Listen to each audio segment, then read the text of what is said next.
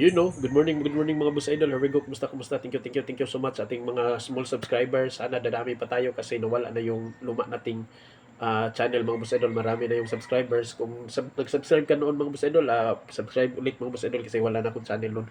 Kung sa mga videos ko mga boss idol naging mapakinabang sa inyo mga boss idol, nag-learn kayo doon, nagustuhan mo, please subscribe and like and comment, share. Yun mga boss idol.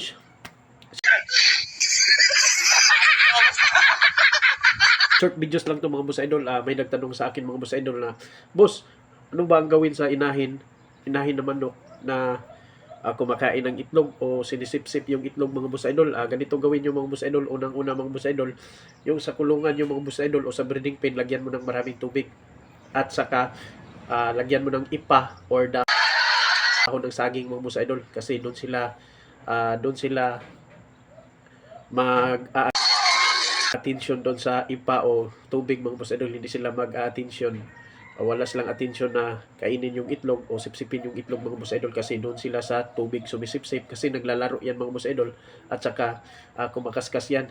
Kaya lagyan mo ng ipa or dahon ng saging mga boss idol. Yun, short videos lang mga boss idol para sa nagtanong doon. Yun mga boss idol, nasagot ko na yung tanong mo at marami pang tanong na tinatanong sa akin mga boss idol.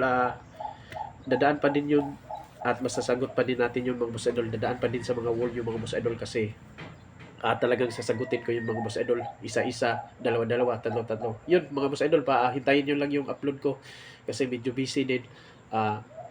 Masasagot ko din yung mga tanong yung marami mga boss idol tungkol sa manok, DIY, ano mang mga gagawin natin sa buhay mga boss idol. Kaya yun, hanggang dito lang yung videos mga boss idol. Ang taong may baruganan, lisod matumba, dalaygon ang Diyos sa matag segundos.